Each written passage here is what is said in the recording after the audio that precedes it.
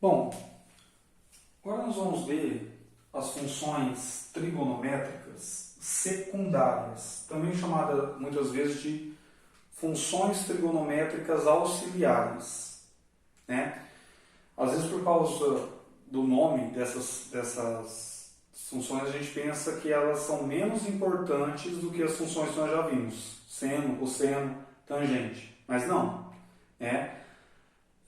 Muito pelo contrário. Elas têm a mesma importância que essas outras funções, tá? Elas têm esse nome porque elas são definidas, né, usando as funções já conhecidas, tá? Nós vamos fazer agora essa construção. O que nós já sabemos, né, é o seguinte: nós sabemos que no ciclo trigonométrico o raio é 1, certo? Então significa que de menos 1 a 1, de menos 1 a 1, tanto no eixo x como no eixo y, aqui estão todos os valores do cosseno e do seno. A tangente é aquela reta paralela ao eixo y,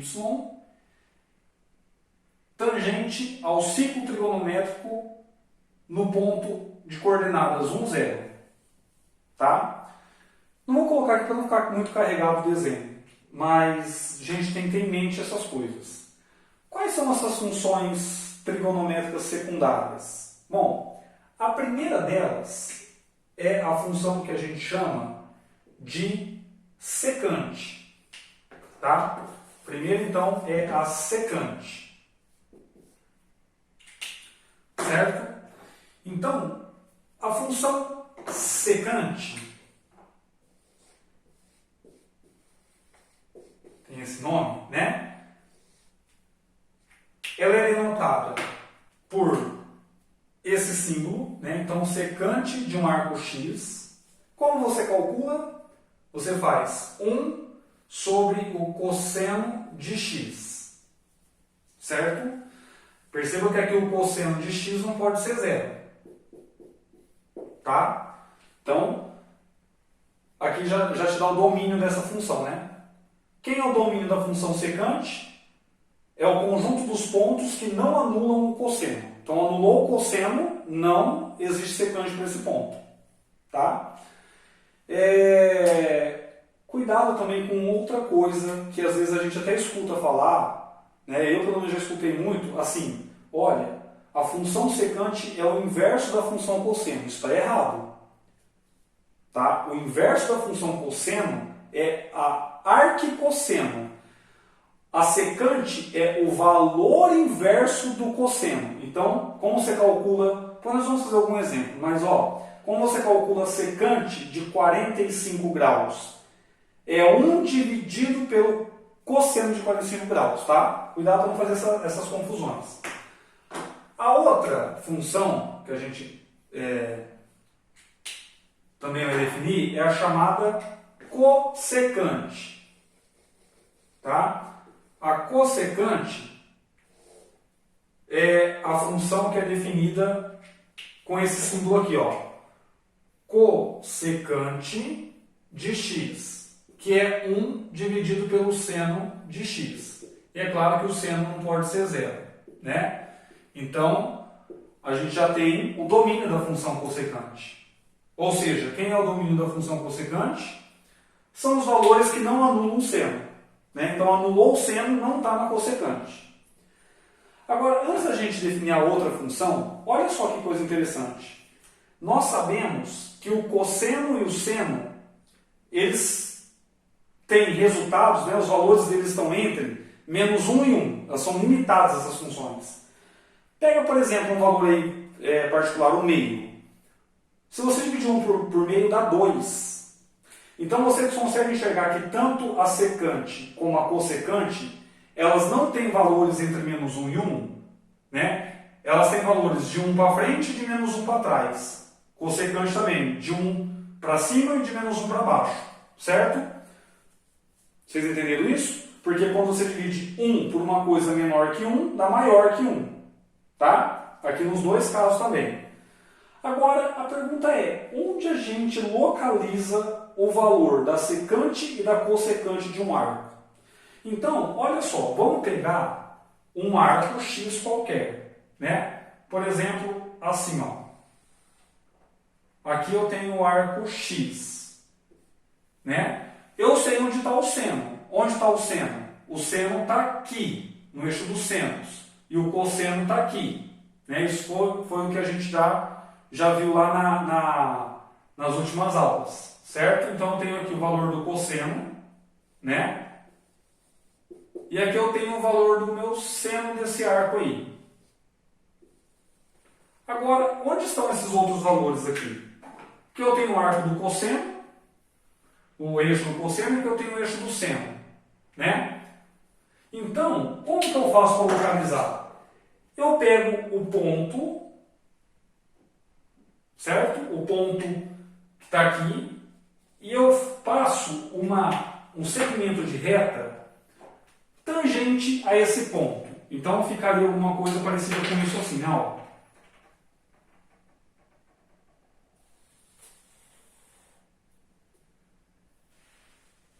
Tá? Então, olha, eu passei um segmento de reta tangente nesse ponto aí que está associado ao arco X.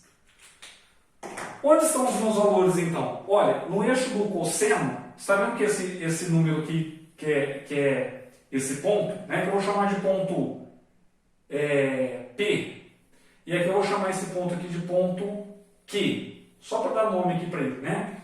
Aqui eu vou chamar esse ponto aqui de 0, tá? Ou O, né? Que é o ponto 0, 0 no plano.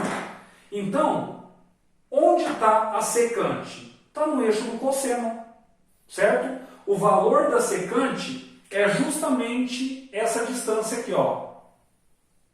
Tá? Então, aqui que está a secante de x.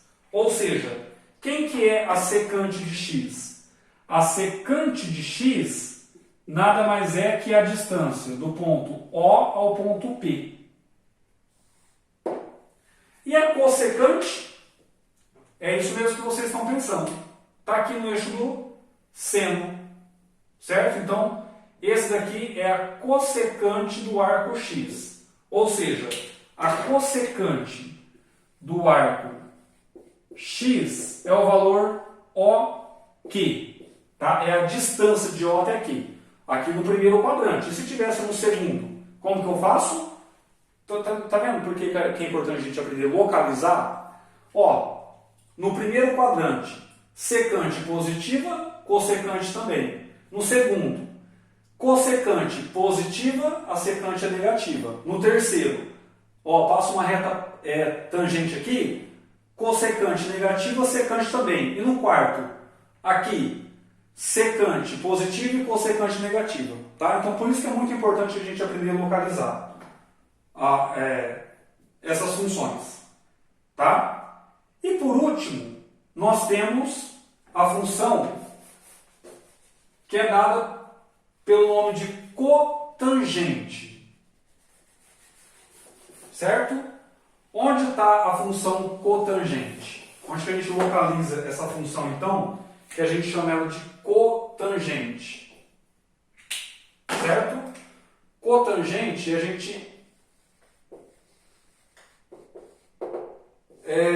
usa o símbolo para representar ela assim, ó, cotangente de x, que é 1 sobre a tangente de x, né? Que também é, como a tangente é seno dividido pelo cosseno, 1 sobre isso é cosseno dividido pelo seno. Então perceba que aqui nós temos, né, duas definições para cotangente. Aí você usa a que melhor se adequar. O seno não pode ser zero, quer dizer, o domínio da função cotangente é o mesmo domínio da função cossecante. Certo? Então, onde está o eixo das cotangentes? Olha, se o eixo da tangente ele é paralelo ao eixo y, o da cotangente é paralelo ao eixo x. Então, o eixo da cotangente é a reta que passa aqui, ó, tá? Aqui no ponto que tem coordenadas 0, 1. Então, é a reta real colocada nessa posição aqui, tá? E como que a gente localiza os valores das cotangentes de cada arco? Olha, é bem parecido com a tangente. Como a gente faz? Vamos pegar esse arco X aqui. A gente prolonga essa reta, tá? Onde encontrar com esse eixo, a gente chama de cotangente, tá? Então, onde está a cotangente nesse caso? A cotangente é esse valorzinho aqui, ó. Certo? Aqui, então, é a cotangente de x. Se a gente chamar aqui esse ponto aqui de ponto, vou chamar de ponto A, tá? E aqui eu vou chamar de ponto B, só para dar um nome aqui, ó. Então, a cotangente de x é a distância de A até B, esse valor. Então, a mesma coisa, né? Cotangente, você vai, ó, se ela está aqui, o arco é pequeno, ela é bem grande. Então ela vai subindo, vai diminuindo a cotangente, né? Chega aqui a cotangente a zero, certo? Aqui não existe cotangente de zero, porque o seno de zero é zero, então não existe, né? Porque vai ficar uma reta paralela com essa, nunca vai ter intersecção. Aqui a cotangente é negativa, né? Aqui a cotangente não existe, certo? Ela vai descendo aqui, né? Ó, então a cotangente aqui é positiva, né? Aqui a cotangente é zero. Aqui a cotangente é negativa e aqui ela não existe, certo? Então isso é muito importante a gente saber, que é a localização dessas funções, tá? E para terminar então, nós vamos agora fazer um exemplo numérico, só para a gente enxergar como que calcula isso numericamente. Então como que a gente calcula, por exemplo, esses valores aqui, ó. Como que eu calculo? A secante de π sobre 6, a cossecante de π sobre 4 e a cotangente de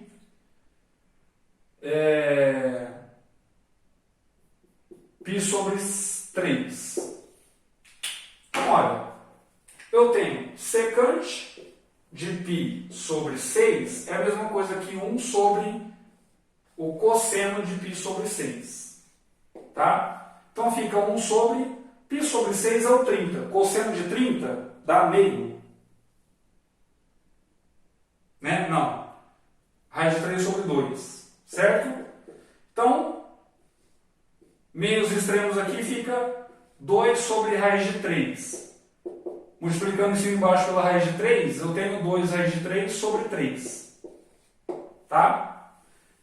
Que é 30 graus, né? Então, 1 sobre o cosseno de 30 graus. Certo?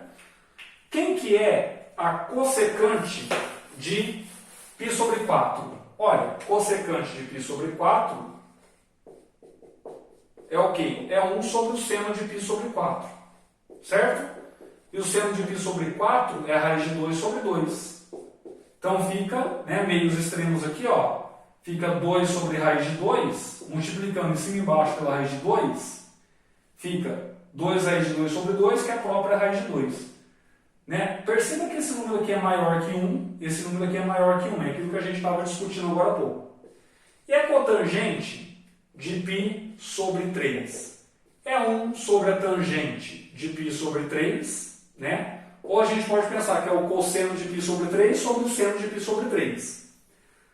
Π sobre 3 é os 60 graus. Tangente de 60 é raiz de 3.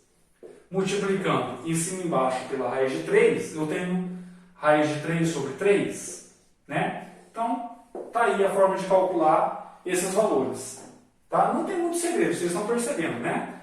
Que o segredo é você lembrar da definição. Secante, 1 sobre cosseno. Cossecante, 1 sobre seno. Cotangente, 1 sobre a tangente, ou cosseno sobre o seno, já que a tangente é seno sobre cosseno. E o inverso disso é cosseno sobre seno. Tá?